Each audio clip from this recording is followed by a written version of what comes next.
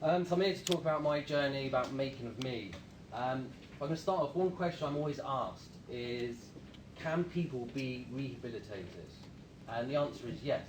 With the right commitment, the right attitude, determination and the tools, anyone can be whatever they want to be. For me, adventure is my tool of growth. It's what's transformed my life and really made me who I am today. For me, I see adventure as it's a way of life. It's something we should all embrace, but yet so many of us don't embrace it.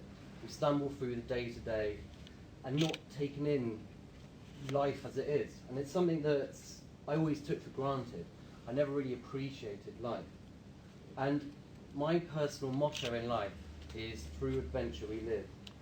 But I've not always been like that. It took me to sit in a prison cell, a 6x4 prison cell, twice, to realise how lost I'd become, how broken. I was a shell of the man I once was.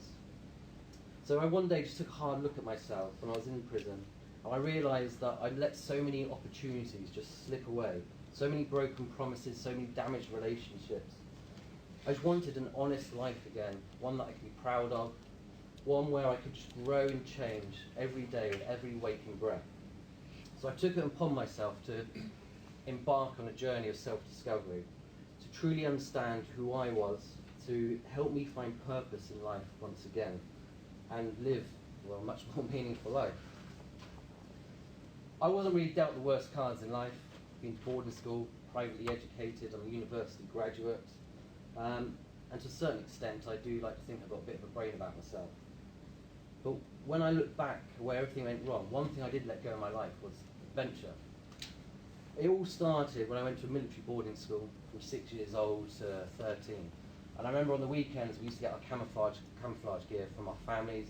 We'd disappear into the woods after the bells would be ringing, teachers would be hunting us down, and they'd be running circles around us. And I just used to love that little sense of adventure we get from just being mischievous.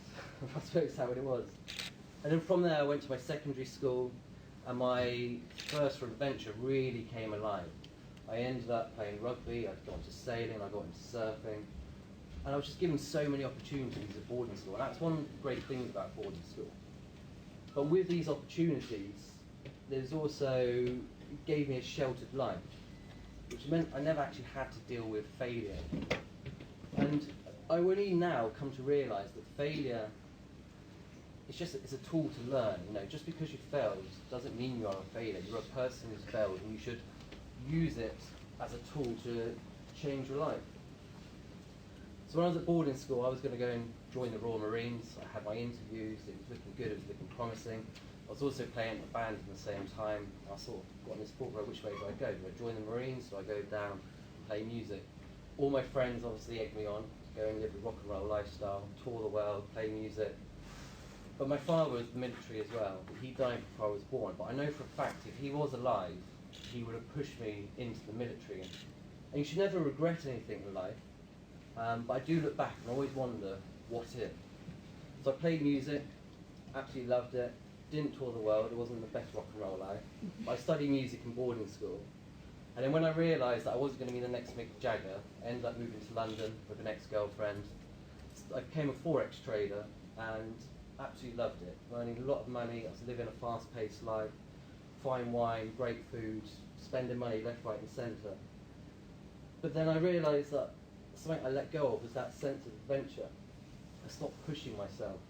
I stopped learning who I was and what I was capable of. And in that company I got too big for my boots. I ended up having an argument with my boss. I then felt like I lost my job in the job. And then I just didn't know what to do. That was the first time I ever had to deal with failure, the first biggest failure in my life. And I was never given the tools to know and understand what I had to do. So I hid it from everybody. I lied to the ones I loved and I cared about. And then from there I turned to gambling to try and earn some money. And obviously you're not going to earn money from gambling. From there I ended up taking a lot of drugs to try and suppress the pain that I was going through. And an opportunity came to me, an easy way out. Somebody offered me to move some stolen goods. I was like, right, I'll move the stolen goods. So I did that. And then one day I was caught, facing a court date, but I still didn't tell anybody. Nobody knew that this was happening. And I ended up getting a good job again. I became a business development director for another Forex firm, but I still had this course date looming over my head. And when that court date came, it was like a pressure cooker. I just broke, I cracked, I disappeared, went off the rails for 5 weeks. And in those 5 weeks, I tried to take my life. I just didn't know what to do. I became a lost soul. And I'm not proud of what I did, but I ended up turning to burglary. And eventually I was caught, and I was given a 3-year prison sentence, having to serve half. And when I went to prison, I was so focused on coming back out, so focused on earning money again, making money, living that fast-paced life. So when I came out, I started my own company, and it did really well. I was doing really well. Got in a new relationship, which turned quite toxic quite quickly. And I didn't know how to handle this. I still didn't understand how to handle my mental health. So we broke up. I went into a dark hole, a negative place. I spent all my company's money, debt collectors at the door, and what did? I turned back to crime. It's the only thing I thought I could think of a way of getting out. So I went to court. This time I was given a 5 years, 4 month sentence. And the judge told me, this is your last chance. If you're going to come back in court, you're looking at double figures. You're looking at 10 years, 11 years. And I remember going back to my prison cell, and I just didn't know who I was anymore.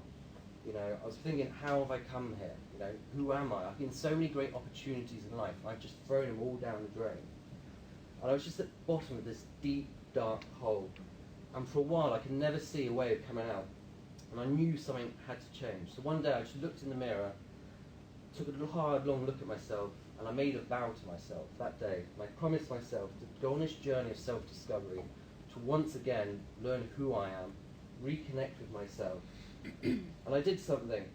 It's probably the hardest thing I've ever had to do, one of the bravest things, but also one of the simplest things. I asked for help. Never have I done that before. I've always been such a proud person, never asked for help. But it's one of the bravest things you could ever do. So I reached out to anybody and everybody. I asked for support. I utilised everything the criminal justice system had to offer. I mean, at the time it's not a lot, but if you work or look for it, it is there. It's all about trying to change yourself as well. There's no point going to prison and not getting angry when you don't get rehabilitated. You've got to look for it, like I did. But one of my changing points for me was I met a lady called Dr. Sarah Lewis, who owns Penal Reform Solutions, so I believe has spoken at one of these events. And she put on an event in sports. It was a yoga salt course. And I attended this event, and it was so weird. It was just, it was in there, and it was like I wasn't in prison anymore.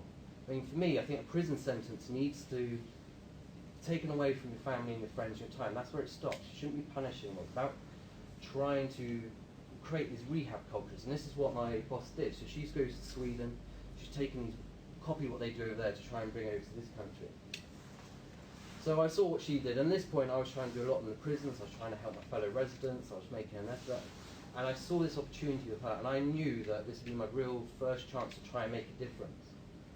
So I spoke to her. She asked me to join her team, and she's actually my boss now. I work for her full time. But one thing Sarah did, which doesn't really happen, is she spoke to me as a human being. She saw me as an individual. She saw me for who I was. Even at this point, I'm still a bit of a broken man. She could just see behind the facade that I put on. So after that, I continued learning more about myself. I continued reading more self-help books. And one thing I never really valued in life, I always valued money. One thing I never valued was happiness. And it was never at the top of my value list. So now I do, I value happiness. But it's not just that, it's also to love and to be loved. These are very important things. It's so simple. So another thing was adventure. I let go of adventure. Growing up, I used to love it. I adored it. It was who I was. But what I really liked was paddleboarding. I absolutely loved paddleboarding. It's one of the fastest growing water sports in the world now. But my mum used to send me paddleboarding magazines, and I'd see all these amazing things people are doing and having fun. And I thought, when I'm out, I need to reconnect with the water. I've lived by the water my whole life. So I came up with an idea to paddleboard the 4 longest lakes in the UK, 4 consecutive days, and attempt to set 4 world records in each.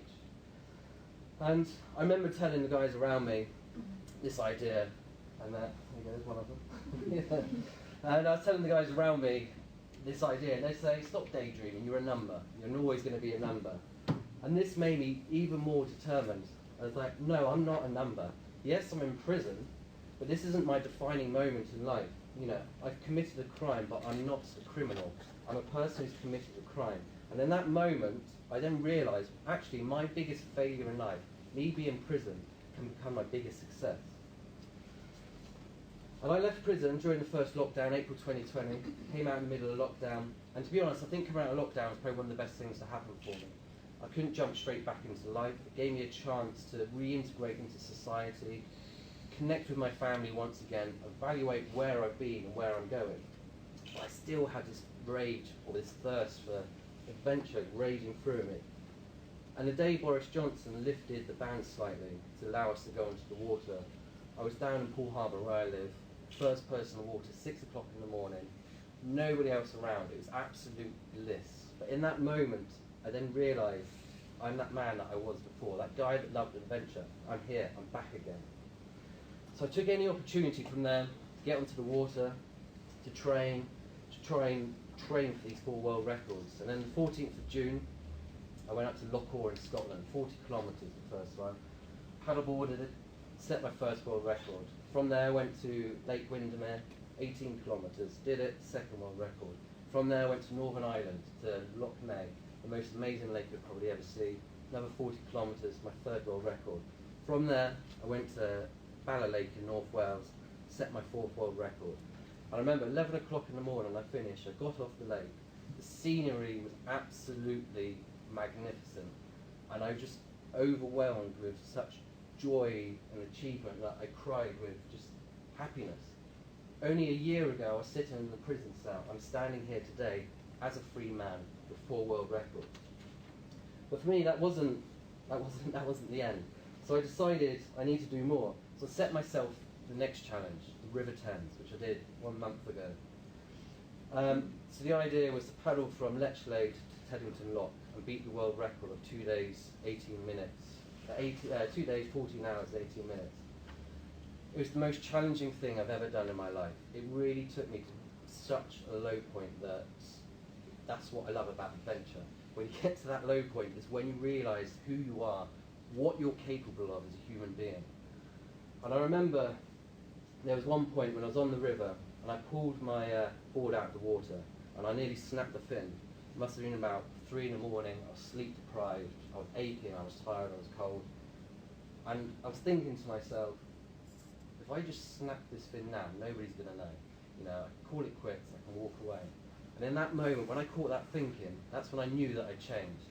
That's when I knew that I no longer looked for that easy way out. And that's how I know that that's how I know adventure has completely changed me. I managed to grab that thinking, and I was like, no longer do I think like that. I look for the positive solutions in life. Next week, on Thursday, I'm off to Northern Ireland to attempt their Lord's Slave. But it's not all about world records for me.